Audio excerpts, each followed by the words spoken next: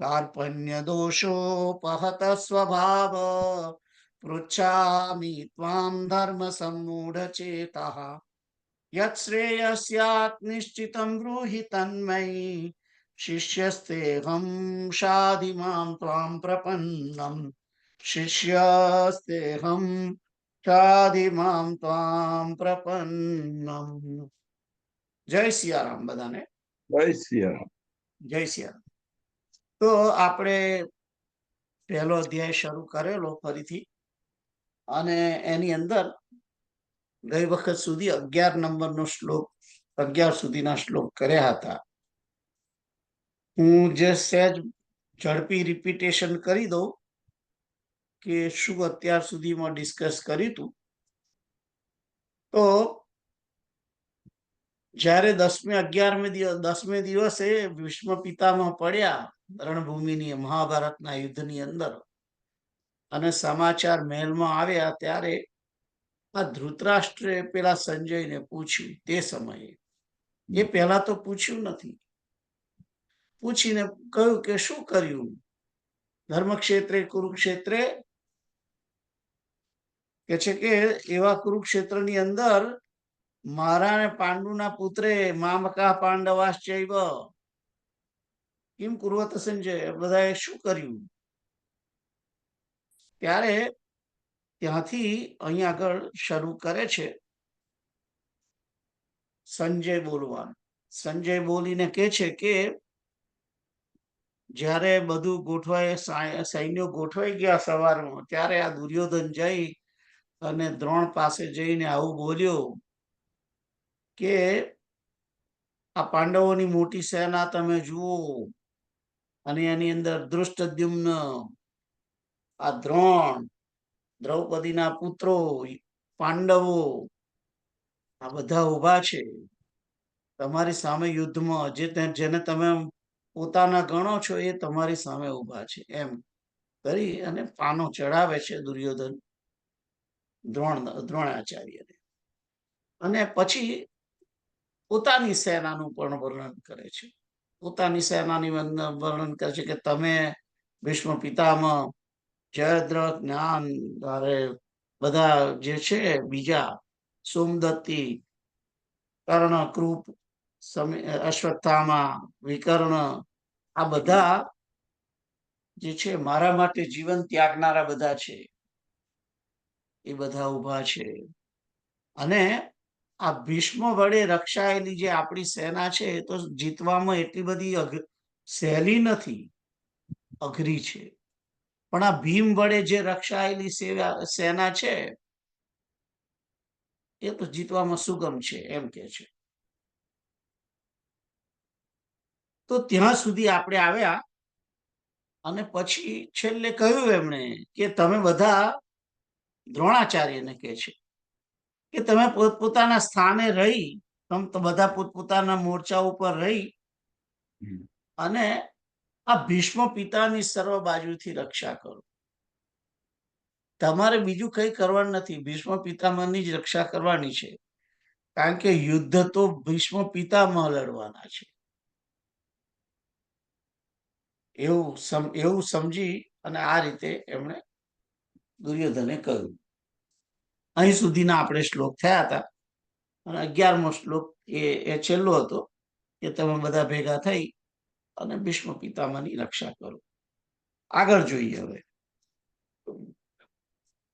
તસ્ય સંજનયન હર્ષમ કુરુ વૃદ્ધ પિતામહ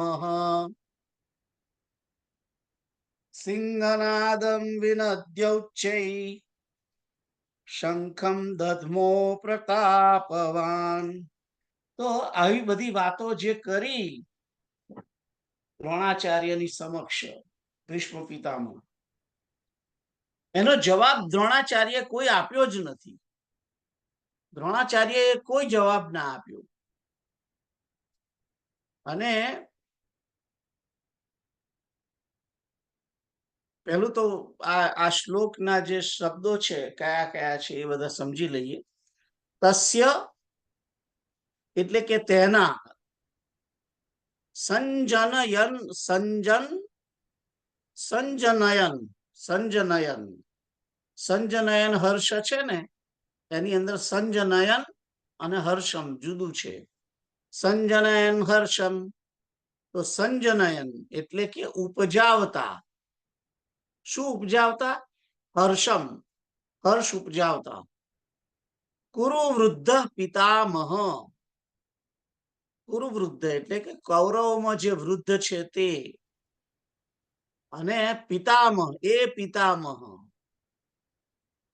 એ પિતામહ જે વૃદ્ધ છે તેમણે તેના હૃદયમાં એટલે કે દુર્યોધનના હૃદયમાં હર્ષ ઉપજાવવા માટે શું કર્યું? સિંહનાદમ, સિંહનાદમ વિનદ્યૌચે, વિનદ્ય ઉચ્ચે, વિનદ્ય એટલે કે ગર્જના કરી અને ઊંચા સ્વરથી. ઉચ્ચૈ શંખમ દધમૌ પ્રતાપમાન, શંખમ એટલે કે શંખ, દધમૌ એટલે કે વગાડ્યો. કોણે? પ્રતાપવાન કુરુ વૃદ્ધના પિતામહ ભીષ્મ પિતામહે વગાડ્યો એમ કે છે. એટલે અહીંયા આગળ એમ કહેવામાં આવે, કેવું છે કે કૌરવોમાં વૃદ્ધ મહાપ્રતાપી ભીષ્મ પિતામહ જે છે તેમણે દુર્યોધનને હર્ષ ઉપજાવવા માટે સિંહનાદ જેવી ગર્જના કરી, એમ કરીને, અને ગર્જના કરી અને મોટા સ્વરથી શંખને વગાડ્યું. આ વાત કરી છે. ત્યારે એનો અર્થ શું થાય છે? એનો અર્થ એ થાય છે કે આ દુર્યોધન હજુ બાળક જેવો છે. જેમ નાના છોકરાને આપણે હર્ષ ઉપજાવીએ ને, જો કદાચ પડી ગયો હોય તો કે જો જો જો કીડી મરી ગઈ, જો કીડી મરી ગઈ, એમ કરીને આપણે હર્ષ ઉપજાવીએ છીએ, ખુશ કરવા ટ્રાય કરીએ છીએ. એમાં ભીષ્મ પિતામહે દુર્યોધનને ખુશ કરવા માટે શંખ વગાડ્યો છે. અને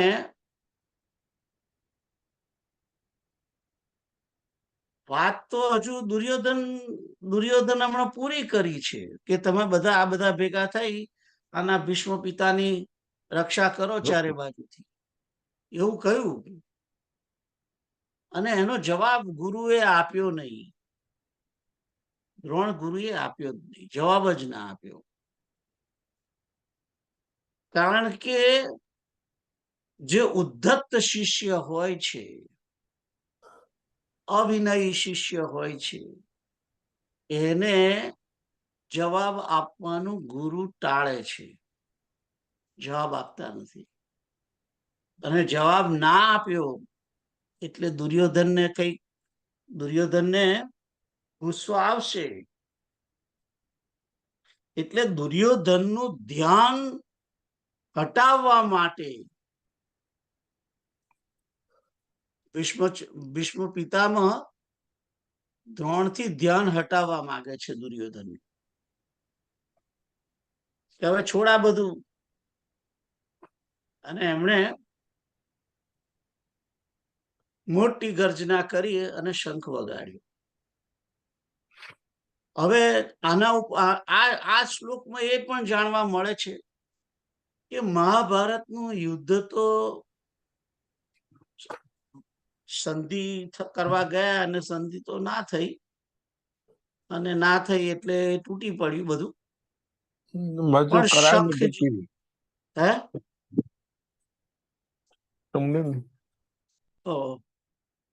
તો એ જે શંખ વગાડ્યો એટલે કૌરવોએ શંખ વગાડ્યો છે. પહેલો શંખ કૌરવોએ વગાડ્યો છે. પાંડવોએ એટલે યુદ્ધ કરવાની જે જવાબદારી જે છે, આખું મહાભારતનું યુદ્ધ થયું ને 18 અક્ષૌહિણી સેના મરી ગઈ, એની જવાબદારી કોના માથે આવે છે? કૌરવોને માથે આવે છે. કારણ કે પહેલો શંખ એમણે વગાડ્યો છે. અને બીજું એ છે કે પાંડવોએ તો રાજ્ય પોતાનું માગ્યું, ના આપ્યું, અને છેવટે એમ કહ્યું કે હાર 5 ગામ આપો આમ તમે. તોય કે છે કે એમણે 5 ગામ શું, એ 100 ની અણી જેટલી જમીન આપવાની ના પાડી દીધી. અને એટલા માટે આ બંને વચ્ચે યુદ્ધ થયું છે. સંધિમાં પેલા લોકોએ પૈતૃકી સંપત્તિ જે છે એમાંથી 5 ગામ આપવાની પણ ના પાડી દીધી. અને બીજું તો ઘણું તો પાંડવોએ જીતેલું છે. જ્યારે એમની ઇન્દ્રપ્રસ્થની રાજધાની હતી ને ત્યારે એ લોકોએ જે રાજસૂય યજ્ઞ કર્યો તે વખતે ઘણા રાજ્યો જીત્યા છે.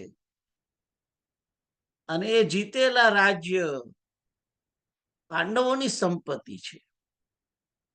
તે પણ આલવાની ના પાડી અને એના કારણે આ યુદ્ધ થયું.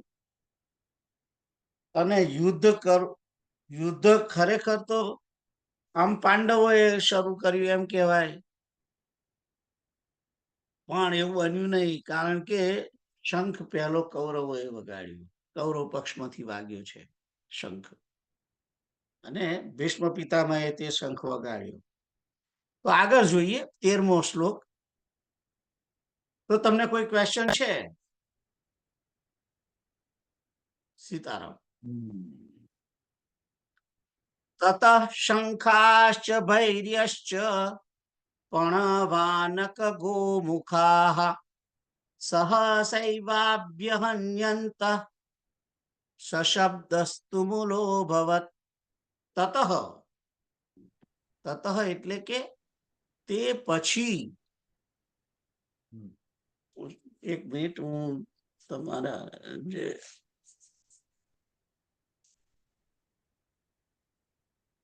તતઃ શંખાશ્ચ ભૈર્યશ્ચ, ત્યાર પછી શંખાશ્ચ શંખો, અને ભૈર્ય એટલે કે ભેરી એટલે કે નગારા, અને ભૈર્યશ્ચ પણવાનક, પણવ એટલે કે ઢોલ, મૃદંગ એને પણવ કહે છે, અને આનક એટલે કે રણશિંગા, એટલે કે રણશિંગા, અને ગોમુખ એ પ્રકારનું વાજુ છે. આવા વાજાઓ, આવા બધા જુદા જુદા પ્રકારના જે રણની અંદર વગાડવામાં આવે છે એ બધા વાગ્યા. શંખ, નગારા વાગ્યા, પણવ એટલે કે ઢોલ અને મૃદંગ, અને રણશિંગા અને ગોમુખ એટલે કે વાજાઓ બીજા બધા, આ બધા એકી સાથે સહસા એકી સાથે વાગ્યો એમ કે છે. તો પહેલા તો હું આ શ્લોકને સંધિ છૂટી પાડીને શું કહ્યું છે, તતઃ શંખાઃ ચ ભૈર્ય ચ પણવ આનક ગોમુખાઃ સહસા એવ સહસૈવાભ્યહન્યંત, જે આખો મોટો શબ્દ છે એની અંદર સહસા એવ અભિહન્યંત, હન્યંત એટલે કે વાગ્યા, વાગી ઉઠ્યા. અભિહન્યંત શબ્દ તુમુલઃ અભવત એટલે થયો, તુમુલ એટલે કે ઘણો ભયંકર થયો. શું થયો? શબ્દ, શબ્દ, તે શબ્દ ઘણો ભયંકર થયો, એ રીતે. તો કે છે કે ત્યાર પછી, તે પછી શંખ, નગારા, ઢોલ, મૃદંગ, રણશિંગા આદિ વાજાઓ એક સાથે જ વાગી ઉઠ્યા. સહસા એટલે એકી સાથે, અભિહન્યંત એટલે કે વાગી ઉઠ્યા. અને પછી કે છે સશબ્દ, તે શબ્દ, તુમુલ એટલે કે ઘણો ભયંકર, અભવત એટલે કે થયો, ઘણો ભયંકર શબ્દ થયો. એ પછી કારણ કે જે રણ મેદાન હોય છે એમાં જે સેનાઓ હોય છે એ સેનાને પોતાનું બેન્ડ હોય છે પહેલાથી, કારણ કે સેનાની અંદર અવાજ બહુ મુખ્ય વસ્તુ છે. જ્યારે યુદ્ધ કરવાનું હોય તે વખતે શૌર્યને જગાડવા માટે બહુ ભયંકર અવાજ કરવામાં આવે, એનાથી એને પાનો ચડે. એટલા માટે એટલે ઢોલ વગાડે ને એટલે બધા ઉછળ કૂદ થાય, હાલતા ચાલતા થઈ જાય, અને રણસિંગા વાગે ને શંખ વાગે એટલે એકબીજાને પડકાર કરે ને એ બધા, આ બધા જે રણ મેદાનની અંદર જે બધા બેન્ડ વાગે છે એની વાત કરી છે અહીંયા આગળ. તો આ શબ્દ ભયંકર થયો. તો બંને સેનાઓ એમાંથી આ બધું વાગી ઉઠ્યું. સારું, તો આગળ જોઈએ. 14મો જે શ્લોક છે ત્યાંથી એન્ટ્રી થાય છે ભગવાન શ્રી કૃષ્ણની, 14મા શ્લોકથી. તતઃ શ્વેતે હયૈર્યુક્તે મહતી સ્યંદને સ્થિતૌ માધવઃ પાંડવશ્ચૈવ દિવ્યૌ શંખૌ પ્રદધમતુ. તો કે છે કે તતઃ સંધિ છૂટી પાડીને શું છે? તતઃ એટલે કે તે પછી, ત્યાર પછી, તે પછી. શ્વેતૈ હયૈર્યુક્તે, શ્વેત, શ્વેતૈ હયૈર્યુક્તે, એ 3 શબ્દ છે એની અંદર. શ્વેતે એટલે કે સફેદ રંગના, ધોળા. હયૈર એટલે ઘોડાઓથી, યુક્ત એટલે ઘોડાઓથી યુક્ત. શું? મહતી સ્યંદનૈ સ્થિતૌ, મહતી એટલે કે મોટો અથવા તો ઉત્તમ. સ્યંદનૈ, સ્યંદન એટલે કે રથ. સ્થિતૌ રથમાં બેઠેલા. કોણ બેઠું છે? માધવ પાંડવશ્ચૈવ, પાંડવ ચ એવ દિવ્યૌ શંખૌ પ્રદધમતુ. માધવ છે અને પાંડવ પણ છે. ચ પાંડવ એવ એટલે કે તેમણે પણ દિવ્યૌ શંખો પ્રદધમતુ, દિવ્ય શંખો પ્રદધમતુ એટલે કે વગાડ્યા. તો અહીં આગળ જુઓ, વ્યાસ નારાયણ જે છે એની કવિતાની એક પ્રશંસા કરવા જેવી વસ્તુ છે. શું પ્રશંસા કરવા જેવી વસ્તુ છે? રથમાં કે 4 સફેદ ઘોડાવાળા રથની અંદર 2 જણા બેઠા છે, શ્રી કૃષ્ણ અને પાંડવો. પાંડવ નો અર્થ અહીં આગળ અર્જુન કરવાનો છે. પાંડવો નથી, પાંડવાહા નથી લખ્યું. પાંડવ એક જ સિંગલ એમાં કહેલું છે વ્યાકરણની અંદર, એક ભક્તિમાં છે. તો પણ જાણવાનું શું છે? રથની અંદર રથી છે અને આગળ છે એ સારથી છે.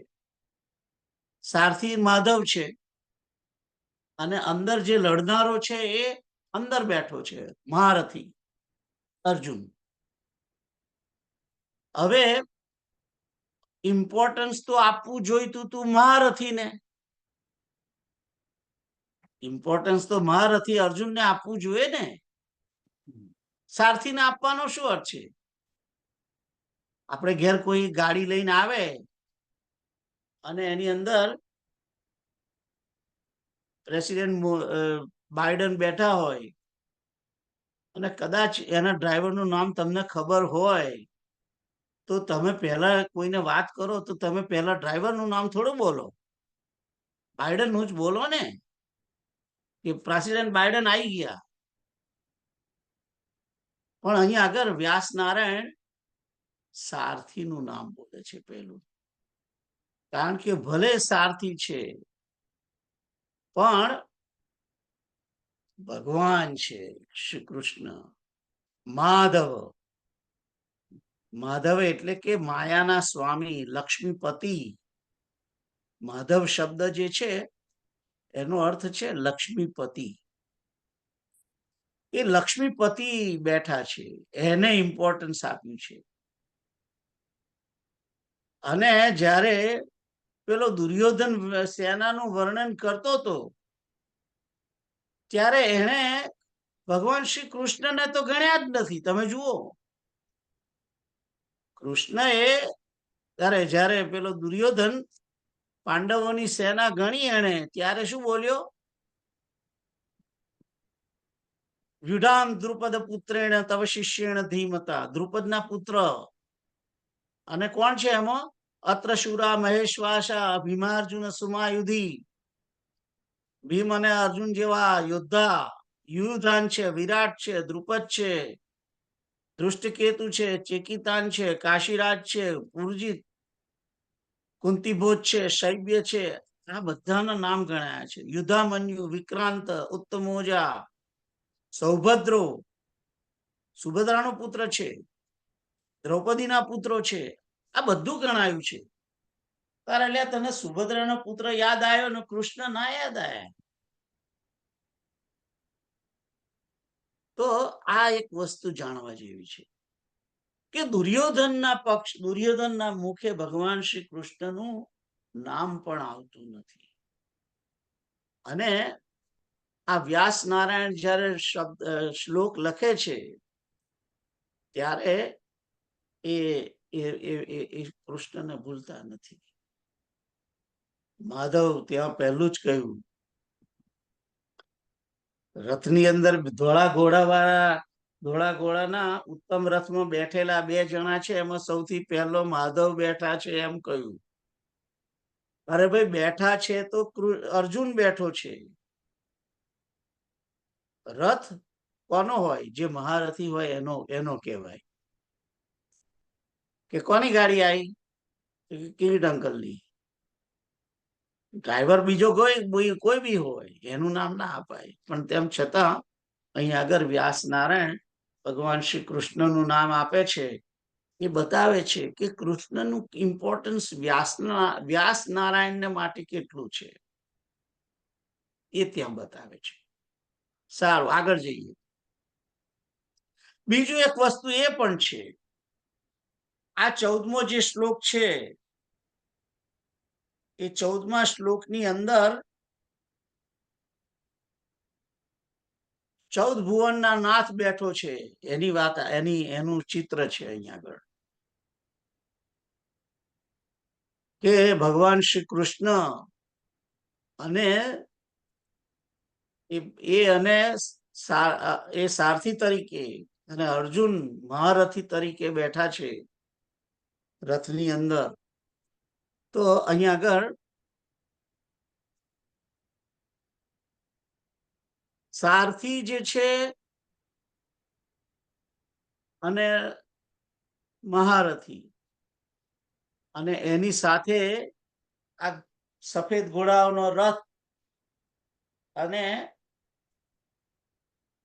એનું જે વર્ણન છે અને જે ચિત્ર છે એને આ રીતે કહેવામાં આવે છે. તો સારથી ક્યાં હોય છે? સારથી હંમેશા આગળ હોય અને રથી હંમેશા પાછળ હોય. અને જીવનમાં એવું જ હોવું જોઈએ. ભગવાન આગળ હોય અને જીવ પાછળ હોય. હું ચિત્રનું વર્ણન કરું છું. જે જે શ્રીમદ ભગવદ ગીતા છે એની અંદર જે ચિત્ર આપવામાં આવેલું છે એ ચિત્રનું વર્ણન હું અહીં કરું છું. નથી મારી પાસે અહીંયા આગળ ચિત્ર, મને લાગે બીજી એક ચોપડીમાં હતું, હું તમને બતાવું. એ ચિત્ર એની અંદર ઘોડા છે અને આગળ ભગવાન, આગળ સારથી છે, સારથી હંમેશા આગળ હોય અને પાછળ મહારથી બેઠો હોય. તો આ રથ કયો છે? આ રથ જે છે એ આપણું શરીર છે એમ સમજો તમે. અને આત્મા આત્મા પણ રથી છે. રથ કહો તોય ચાલે. એક જગ્યાએ ઉપનિષદમાં આત્માને રથ પણ કહેવામાં આવ્યો છે. પણ ઇન્દ્રિયો છે ઘોડા છે અને જીવ છે રથી છે, ભગવાન છે સારથી છે. અને આ માણસ જે બેઠો છે, મન એની લગામ છે. ઘોડાઓને જે લગામ હોય છે, ભગવાને તોત્ર વૈત્રેક પાણે એ કહ્યું છે ને, એક હાથમાં ચાબુક છે અને એક હાથમાં લગામ છે, બંને તોત્ર વૈત્રેક પાણે એમ. તો મન જે છે લગામ છે અને બુદ્ધિ જે છે એ તો જડ છે એકચ્યુઅલી બુદ્ધિ. પણ બુદ્ધિને સારથી તરીકે મૂકવાની નથી. સારથી તરીકે તો ભગવાનને આપવાની છે. આપણા જીવનનો જે રથ છે એને આપણે આપણી બુદ્ધિ વડે ચલાવવાનો નથી. એની જનરલી આપણે બધા સંસારીઓ શું કરીએ છીએ? આપણા જીવનની રથની લગામ બુદ્ધિને સોંપીએ છીએ. એટલે કે મન બુદ્ધિને સોંપેલું, એટલે બુદ્ધિ જે કરે એ મન કરે, એટલે મન ફાવે એવું કરે એમ બેઝિકલી. ખ્યાલ આવ્યો? તો અહીં આગળ આ શ્લોકની અંદર નારાયણ ભગવાન છે, એ સારથી છે, નર છે, જીવ છે, રાઈટ? અને આ રથ જે છે એ માયાનું અથવા તો દેહનું સ્વરૂપ છે ત્યાં આગળ. અને શંખ જે છે એ કોણ વગાડે છે? હવે નર નારાયણ વગાડે છે. કારણ કે નારાયણ પણ છે આ રથની અંદર અને નર પણ છે. નર તરીકે અર્જુન છે, નારાયણ તરીકે ભગવાન શ્રી કૃષ્ણ છે. તો નર નારાયણ ની જોડી આ જગ્યાએ બેઠી છે. તો એ રીતે પણ નરનારાયણ ભગવાન જે છે, કારણ કે શ્રી કૃષ્ણ અને અર્જુન જે છે એ નરનારાયણ ના અવતાર છે. નર તરીકે અર્જુન છે અને નારાયણ તરીકે ભગવાન શ્રી કૃષ્ણ છે. તો આ અહીંયા આગળ આ 14મા શ્લોકની અંદર ચિત્ર બતાવવામાં આવ્યું છે એક પ્રકારનું, કે જીવન રથ નું જે ચિત્ર છે એની અંદર કોને સારથી તરીકે રાખવા, આપણું જીવન કોને સોંપવું, એના વિશેની અહીં આગળ વાત છે. તો સારથી જે છે એ જ સારથી હંમેશા રથીની રક્ષા કરે. એટલે જ અને જીવની રક્ષા ભગવાન જ કરે છે એ રીતે. અને હંમેશા જીવે એ જ સમજવાનું છે કે ભગવાન મારી જોડે છે. આપણું આ દેહરૂપી રથ છે એની અંદર પણ બે પક્ષી જે છે એ પેલો એક સારથી છે ને એક રથી છે. રથી જે છે એ આપણો આત્મા અથવા તો આપણો જીવ, અને સારથી છે બીજું પક્ષી, પેલું નારાયણ રૂપી એ પક્ષી છે. આગળ જઈએ તો 15મો શ્લોક.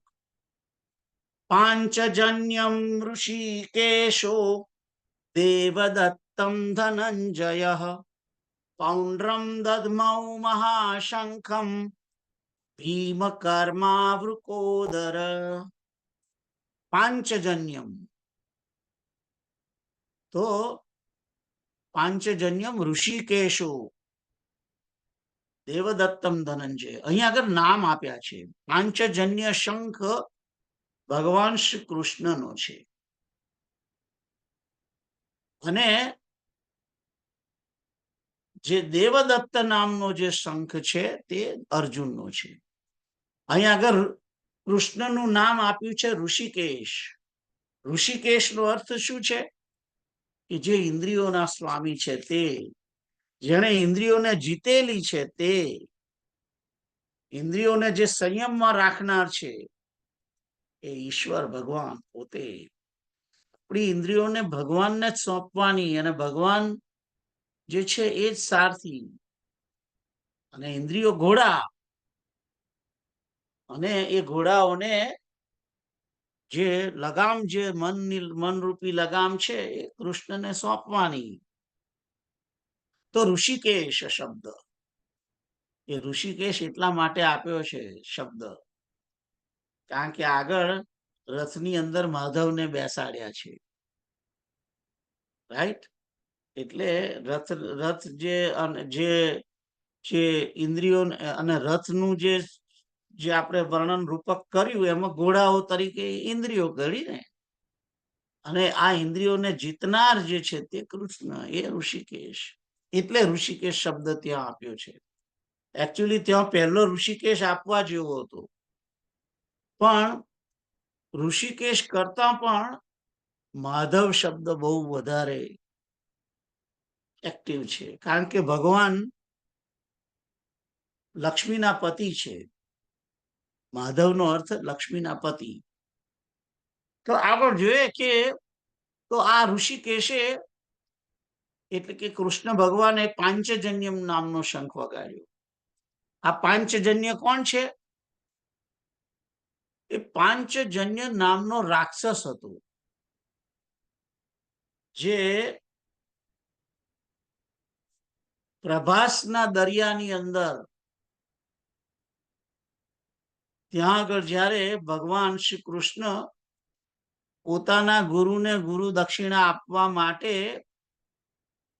એમના જે પુત્રો ખોવાઈ ગયા છે પુત્રોને લેવા જાય છે. દરિયાની અંદર ડૂબી ગયા હતા, દરિયાની અંદર ખોવાઈ ગયા છે એમના પુત્રો, ગુરુપુત્ર. એ ગુરુપુત્રને શોધવા માટે દક્ષિણામાં એમને ગુરુપુત્ર આપ્યો, લઈ આપ્યો, જે ઘણા સમય પહેલા મરી ગયેલો. એ ગુરુપુત્રને જ્યારે લેવા ગયા ત્યાં આગળ આ પાંચજન્યની જોડે એમનું યુદ્ધ થયું છે દરિયાની અંદર, સમુદ્રમાં. અને ત્યારે પાંચજન્ય છે એ રહેતો તો ક્યાં? પેલા શંખની અંદર રહેતો હતો, અને એ મારીને પાછો શંખમાં ભરાઈ જતો હતો. એટલે ભગવાને એને માર્યો, અને એનું જે રહેવાનું સ્થાન જે શંખ હતું એ શંખને લઈ આવ્યા. પછી ખ્યાલ આવ્યો? તો એ પાંચજન્ય જે રાક્ષસને માર્યો અને એનું જે ઘર શંખ હતું એ શંખને લઈ આવ્યા પોતે. એ શંખને વગાડ્યો છે. ખ્યાલ આવ્યો? દેવદત્ત, અર્જુને દેવદત્ત નો અર્થ, દેવદત્ત નામનો શંખ વગાડ્યો. દેવતાઓએ અર્જુનને આપેલો આ શંખ, એ દેવદત્ત શંખ. અને આગળ શું છે? પૌંડ્રમ દધમૌ મહાશંખ ભીમ કર્મા વૃકોદર. કે છે કે પૌંડ્ર નામનો શંખ, વૃકોદર. વૃકોદર એટલે કે વરુ જેવડા પેટ વાળો, વૃકોદર. વૃક નો અર્થ ઉદર થાય. સોરી, વૃક અને ઉદર બે શબ્દ છે. વૃક, ઉદર, એનું નામ વૃકોદર. એટલે વૃક એટલે કે વરુ જેવડું પેટ જેનું છે તે, બહુ મોટું પેટ, એવો વૃકોદર. વરુ છે એ તમે જે ગમે તેમ કરીને મારીને ખાઈ જાય બધું, જે બધું ખાઈ જાય. એ ભૂખ્યું ના હોય તોય ખાય, મારે. એવું આ વૃકોદર છે. ખૂબ ભૂખ હોય ને બહુ મોટા પેટ વાળું. એ મોટા પેટ વાળો આ છે ભીમ છે, એટલે એને નામ આપ્યું વૃકોદર. અને એ કેવો છે? ભીમ કર્મ. ભીમ કર્મ એટલે કે ભયાનક કર્મ કરે છે. ભીમના કામ બહુ ભયાનક છે. એમાંનું એક કામ તો આ મહાભારતના યુદ્ધમાં જ કર્યું છે એને. પેલા દુશાસનની છાતી ચીરી અને એનું લોહી લીધું અને લઈને દોડ્યો પેલા એના તરફ, છાવણી તરફ. અને જઈને દ્રૌપદીને આલે છે કે લે હવે આના વડે તું તારા કેસ ધો. કેસ છૂટા રાખ્યા છે, એને ધો, એને એને એને માર્જન કર એના વડે, લોહી વડે. કારણ કે આવી પ્રતિજ્ઞા કરી હતી. એવી પ્રતિજ્ઞા આ ભીમે ત્યાં કૌરવોની સભાની અંદર કરેલી. એટલે તો આ ભીમ કર્મા છે. ભીમ કર્મા. પૌંડ્ર, આ પૌંડ્ર નામનો શંખ બહુ મોટો શંખ છે. એટલે પૌંડ્રમ દધમમ મહાશંખમ. મોટો બહુ મહાશંખ છે ભીમનો શંખ. તો પૌંડ્રમ દધમૌ મહાશંખમ ભીમ કર્મા વૃકોદર. તો કે છે કે ભયાનક કર્મ કરવા વાળા ભીમસેને પૌંડ્ર નામનો મહાશંખ વગાડ્યો. જુઓ અહીં આગળ આ શ્લોકની અંદર જાણવા જેવું બીજું શું છે? ભગવાને પ્રતિજ્ઞા કરી છે કે હું શસ્ત્ર નહીં લઉં અને હું પાંડવો તરફથી લડીશ પણ નહીં. લડીશ નહીં એવું કહ્યું હતું ને એમને. જ્યારે બંને સહાય કરવા લેવા ગયા, અર્જુન અને દુર્યોધન ભગવાન શ્રી કૃષ્ણ સમક્ષ, ત્યારે ભગવાને કહ્યું કે એક બાજુ મારી નારાયણી સેના છે અને બીજી બાજુ હું પોતે એકલો, અને હું શસ્ત્ર નહીં લઉં અને હું એકલો નિહત્થો આવીશ તમારી બાજુ. કોણ જોઈએ છે? ત્યારે પેલા દુર્યોધને, અર્જુને તો ભગવાનને માગ્યા અને દુર્યોધને નારાયણી સેના માગી, ચતુરંગી નારાયણી સેના. તો આ નારાયણી સેના ભીમ લઈ ગયો, દુર્યોધન લઈ ગયો. અને ભગવાન કોઈ પણ શસ્ત્ર વિના નિહત્થા અને પોતે યુદ્ધમાં ભાગ નહીં લેવા, આવી પ્રતિજ્ઞા જેણે કરી છે કે હું લડીશ નહીં. એવું જેના બાજુ રહીશ એના બાજુ લડીશ નહીં. તો લડવાના તો હતા જ નહીં. હવે લડવાના નથી તો પછી યુદ્ધની અંદર શંખ શું કામ પહેલો વગાડે છે? પરંતુ આ એક ટેકનિક છે કે પેલી બાજુથી સેના, જનરલી બે બાજુ યુદ્ધ થતું હોય તો બે બાજુથી સૌથી પહેલો શંખ સેનાપતિ વગાડે. આ બાજુ ભીષ્મ પિતામહે વગાડ્યો તો આ બાજુ ધૃષ્ટદ્યુમ્નએ શંખ વગાડવાનો હતો. પણ ધૃષ્ટદ્યુમ્ને શંખ વગાડ્યો એવું વર્ણન નથી. હજુ પાછળ છે, પાછળ આવશે. પણ શંખ કોણે વગાડ્યો? પહેલો શંખ ઋષિકેશ ભગવાને વગાડ્યો. કારણ કે ભગવાને, આમ પાંડવો પણ એવું જ ઈચ્છે છે કે અમારી સેનાની અંદર સૌથી પ્રથમ આગળ ભગવાન જ, પહેલા ભગવાન, પછી બીજું બધું, પછી અમારી સેના. જીવનની અંદર પાંડવોએ આ બહુ મોટું એક સૂત્ર રાખ્યું હતું, ભગવાનને સૌથી ઓલવેઝ આગળ રાખ્યું.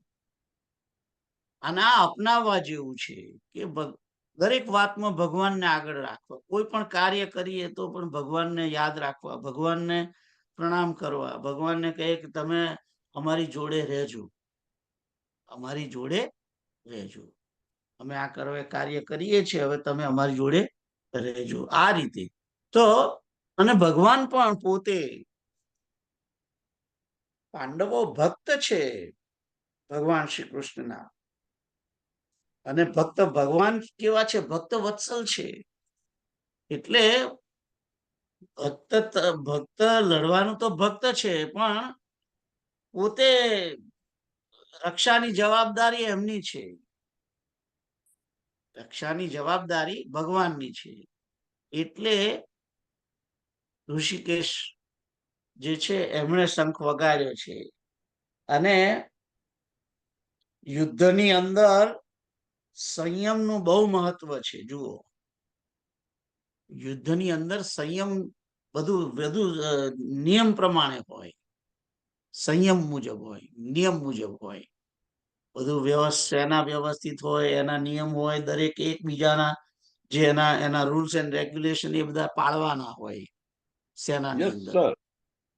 હા, તો એટલે સંયમિત આખી સેના હોય એ સંયમિત હોય. અને ભગવાન સેનાપતિ નથી આમ તો, પણ પોતે સેનાપતિ અનઓફિશિયલ છે. એટલા માટે વ્યાસ નારાયણે સંયમ શબ્દ વાળું નામ વાપર્યું છે, ઋષિકેશ. ઋષિકેશ કે ઇન્દ્રિયોને સંયમમાં રાખનાર. કારણ કે જો બીજું બધાને સંયમમાં રાખો તમે, પણ તમારી પોતાની જ ઇન્દ્રિયો સંયમમાં ના હોય તો તમારી વીરતા ક્યાં રહી? મહાવીર એ જ છે કે જે પોતાની ઇન્દ્રિયોને સંયમમાં રાખે, એ મહાવીર છે ખરેખર. તો અહીં ઋષિકેશ નામ એટલા માટે પણ છે કે ઇન્દ્રિયોને સંયમમાં રાખે છે. અને સેનાની અંદર સંયમનું તો બહુ મોટું મહત્વ છે. એટલે ઋષિકેશ નામ ત્યાં કહ્યું છે. અને પાંચજન્ય એ શંખનું નામ છે. અને એ શંખ પેલાને માર્યો છે અને એ શંખ લઈ આવ્યા છે. હવે તમે વિચાર કરો કે દરિયામાં જઈને ભગવાને પેલા પંચજન્ય રાક્ષસને માર્યો છે, ત્યાં દરિયાની અંદર એમની જોડે કોઈ સાધન હાથમાં છે નહીં, કોઈ અસ્ત્ર શસ્ત્ર લીધું નથી ત્યાં આગળ દરિયામાં. અને મોટા ભાગની જુઓ તમે કૃષ્ણનું ચરિત્ર વાંચો અથવા તો જુઓ તો મોટા ભાગે ભગવાન શ્રી કૃષ્ણએ કોઈ જગ્યાએ અસ્ત્ર હાથમાં લીધું નથી, શસ્ત્ર લીધું છે. શસ્ત્ર એટલે કે જે છોડવાનું હોય છે તે ચક્રનો ઉપયોગ કર્યો છે એમણે. પણ એ સિવાય બધા જે રાક્ષસોને માર્યા બાળપણમાં, કેટલા બધા માર્યા, એ બધા કોઈના માટે શસ્ત્ર લીધું નથી ભગવાને. વગર શસ્ત્ર જ યુદ્ધ કર્યું છે ભગવાન શ્રી કૃષ્ણએ. ખ્યાલ આવ્યો? તો આ ભગવાન જે છે એ અસ્ત્ર શસ્ત્ર, કૃષ્ણ જે છે એ મોટે ભાગે બધાને માર્યા છે, પણ એ અસ્ત્ર વગર માર્યા છે. અને પાંચજન્યને અસ્ત્ર વગર જ મારેલો, એટલે એ પાંચજન્ય વગાડ્યો છે કે ભલે હું અસ્ત્ર નથી હાથમાં લેવાનો, પણ એનો અર્થ એવો નથી કે મારામાં દમ નથી. એટલા માટે જ પાંચજન્ય પહેલો વગાડ્યો છે, કૌરવોને મેસેજ આપવા માટે. આ શંખ જુઓ છો ને, વાગે છે, સંભળાય છે ને તમને? એ કેમનું મારી જોડે આવ્યો છે ખબર છે ને તમને? એમ બતાવવા માંગે છે. તો આ પાંચજન્યમ ઋષિકેશો દેવદત્તમ ધનંજય પૌંડ્રમ દધમૌ મહાશંકમ ભીમકર્મા વૃકોદર.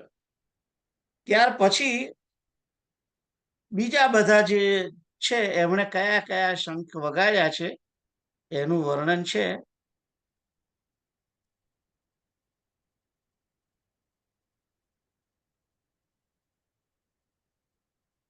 અને 16મો શ્લોક.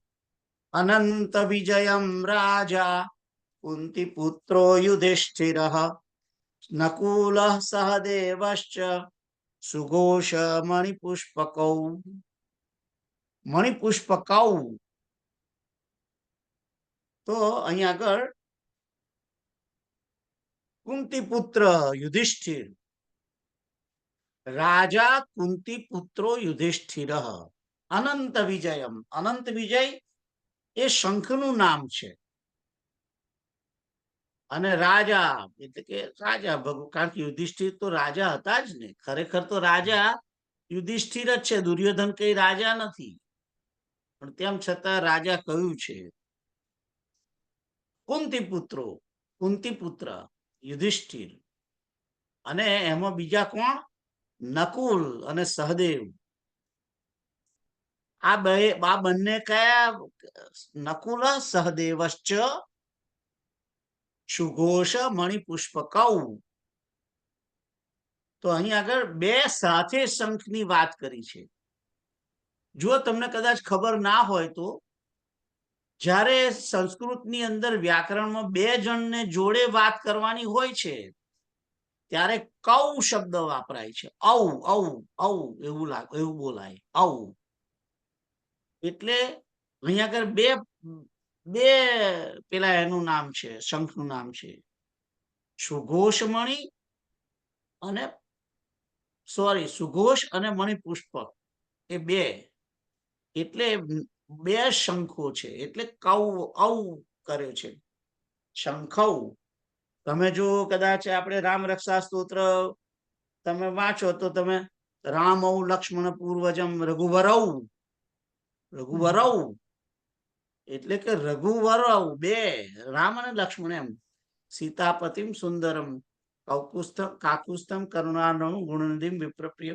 તો આ મુદ્દે કહેવાનો મતલબ શું છે કે જ્યારે બે હોય ત્યારે ઔ શબ્દ લાગે હંમેશા સંસ્કૃતની અંદર. એટલે જ્યારે ઔ બે માત્રા હોય ને એવા શબ્દો જ્યારે આવે ત્યારે તમારે સમજવાનું છે કે ભાઈ આની અંદર બે જણા છે. હું તમને બીજો બતાવું એવું. વંદે વિશુદ્ધ વિજ્ઞાનો. ના, કયું? વંદે વિશુદ્ધ વિજ્ઞાનો. હા, બરાબર. વંદે વિશુદ્ધ વિજ્ઞાનો. વંદે વિશુદ્ધ વિજ્ઞાનો. અને શું આખો શ્લોક શું છે? સીતારામ ગુણગ્રામ પુણ્યારણ્ય વિહારિણૌ. પુણ્ય અરણ્યમાં વિહાર કરવા વાળા બંને વિહારિણૌ. એમ બે રીતે રાઈટ. એવી રીતે રામ રક્ષા સ્તોત્રમાં આવે છે આ તત્સજ્જ ધનુષા વિશુસ્પૃશા વક્ષા શુગ નિશંગ સંગી નવ. એમાં નવ છે શબ્દ ઔ. તો આ ઔ જે છે એટલે એની અંદર બે સાથે હોય એને ઔ. એવી રીતે જો આપણે રેગ્યુલર હિન્દીનું જે વ્યાકરણ હોય એમાં હું તું તે તમે, પણ બે માં બહુવચન હોય તો તમે કે આ બધા કે આપ કે એવા શબ્દો વપરાય ને આપણે. પણ સંસ્કૃતની અંદર એક વચન, બહુવચન અને દ્વિવચન છે. આ દ્વિવચનમાં આવે. બે જ્યારે હોય એના માટે સ્પેસિફિક આવી રીતે જ આવે. આ તો વ્યાકરણનું છે બધું, પણ જસ્ટ તમને જાણવા માટે. આગળનો એક શ્લોક જોઈએ, છેલ્લો એક કરીએ તો આ કુંતી પુત્ર રાજા યુધિષ્ઠિર અને યુધિષ્ઠિરે અનંત વિજય નામનો શંખ વગાડ્યો. નકુલ અને સહદેવે સુઘોષ અને મણિપુષ્પક નામના શંખ વગાડ્યા. એ વાત અહીં કરી છે. આગળ એક શ્લોક લઈએ. આમ તો 18-2 કરવી દેવા છે મારે. હા. કાશ્યશ્ચ પરમેશ્વાસ શિખંડી ચ મહારથઃ દૃષ્ટદ્યુમ્નો વિરાટશ્ચ સાત્યકિશ્ચાપરાજિતઃ દ્રુપદો દ્રૌપદેયાશ્ચ સર્વશઃ પૃથ્વીપતે સૌભદ્રશ્ચ મહાબાહુ શંખાન દદ્મુ પૃથક પૃથક. તો અહીં કે છે કે પરમેશ્વાસ કાશ્યશ્ચ. કાશ્યશ્ચ એટલે કાશ્ય ચ પરમેશ્વાસ. તો અહીં આગળ કાશ્ય એટલે કે કાશીરાજ, પરમેશ્વાસ, પરમેશ્વાસ એટલે કે શ્રેષ્ઠ ધનુષ્ય વાળા કાશીપતિ, કાશી રાજા. અને ચ શબ્દ એટલે કે અને બીજું કોણ? શિખંડી. એ કેવો છે? મહારથી છે, મહારથ. શિખંડી ચ મહારથ. તો કાશી રાજા છે એ મોટા ધનુષ વાળા છે, મહાન ધનુષ વાળા છે, અથવા તો શ્રેષ્ઠ ધનુષ વાળા છે. અને આ શિખંડી છે મહારથી છે. અને પછી હવે એટલું બધું મોડું પેલા સેનાપતિનું નામ લે છે. જુઓ, ધૃષ્ટદ્યુમ્ન. ધૃષ્ટદ્યુમ્નો વિરાટશ્ચ. ધૃષ્ટદ્યુમ્ન અને વિરાટ. અને બીજા કોણ? સાત્યકી. એ કેવા છે? અપરાજિત ચ અપરાજિત. ધૃષ્ટદ્યુમ્ન, વિરાટ અને સાત્યકી એ અપરાજિત. અપરાજિત એટલે કે અજીત. અજીત કે જેને કોઈ જીતી ના શકે. આ ત્રણ જણા ને, ધૃષ્ટદ્યુમ્ન ને, વિરાટ ને અને સાત્યકી. આ બહુ મોટા મહારથી છે. એટલે આગળ જુઓ, પછી આ બધાના નામ જ છે, બહુ કે એમાં એ નથી, એટલે હું ઝડપી લઉં છું. દ્રુપદો દ્રૌપદેયાશ્ચ. દ્રુપદો એટલે કે રાજા દ્રુપદ અને દ્રૌપદેયા. દ્રૌપદેયા ચ. દ્રુપદ અને દ્રૌપદીના પુત્રો. દ્રૌપદેયા એટલે કે દ્રૌપદીના 5 પુત્રો. અને પછી કે છે કે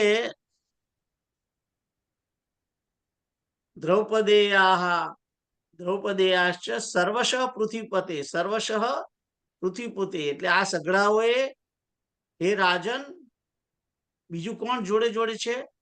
સૌભદ્રશ્ચ મહાબાહુ. સૌભદ્રશ્ચ એટલે સૌભદ્ર એટલે કે અભિમન્યુ, સુભદ્રાનો પુત્ર સૌભદ્ર. એ મહાબાહુ છે. મહાબાહુ સુભદ્રાનો પુત્ર. અને એ લોકોએ કેવા શું કર્યું? શંખાન દધમુ પૃથક પૃથક. એ લોકોએ પણ શંખ વગાડ્યા. દધમુ એટલે કે વગાડ્યા. પૃથક પૃથક એટલે કે જુદા જુદા શંખો વગાડ્યા. દરેકનો જુદો જુદો શંખ હોય પોતપોતાનો. એ દરેકે શંખ વગાડ્યા. તો અહીં આગળ આ 2 શ્લોકોની અંદર બધા પાંડવોના મહારથીઓના નામ છે. કાશીરાજ જે મોટા પરમ ધનુષ્ય વાળા, શ્રેષ્ઠ ધનુષ્યવા ધારી કાશીરાજ અને મહારથી શિખંડી, ધૃષ્ટદ્યુમ્ન, વિરાટ અને સાત્યકી જેવા અપરાજિત એટલે કે અજીત, જે અજય આવા યોદ્ધાઓ, મહારાજ દ્રુપદ અને દ્રૌપદીના પુત્રો, અને સુભદ્રાનો પુત્ર અભિમન્યુ જે મહાબાહુ છે તે. આ બધાએ હે પૃથ્વીપતિ. અહીં પૃથ્વીપતિ શબ્દ ધૃતરાષ્ટ્રને માટે કહેવામાં આવ્યો છે. હે રાજા, એમ આ બધાએ ભેગા થઈ અને જુદા જુદા શંખો વગાડ્યા, એમ વાત કરી છે અહીં આગળ. તો અહીં આગળ આ આજનું ગીતાની સેશન પૂરી કરીએ અને 1 મિનિટ સંકીર્તન કરીને શ્લોક કરીએ. શ્રી કૃષ્ણ ગોવિંદ હરે મુરારે, હે નાથ નારાયણ વાસુદેવ. શ્રી કૃષ્ણ ગોવિંદ હરે મુરારે, હે નાથ નારાયણ વાસુદેવ. શ્રી કૃષ્ણ ગોવિંદ હરે મુરારે, હે નાથ નારાયણ વાસુદેવ. ઓમ પૂર્ણમદ પૂર્ણમિદં પૂર્ણાત પૂર્ણમુદચ્યતે પૂર્ણસ્ય પૂર્ણમાદાય પૂર્ણમેવાવશિષ્યતે. ઓમ સહના ભવતુ સહનો ભુનક્તુ સહ વીર્યં કરવાવહૈ તેજસ્વિનાવધીતમસ્તુ મા વિદ્વિષાવહૈ. હરિ ઓમ તત્સત. હરિ ઓમ તત્સત. હરિ ઓમ તત્સત. હરિ ઓમ તત્સત. જય સિયારામ બધા. જય શ્રી રામ. હરે કૃષ્ણ હરે કૃષ્ણ કૃષ્ણ કૃષ્ણ હરે હરે હરે રામ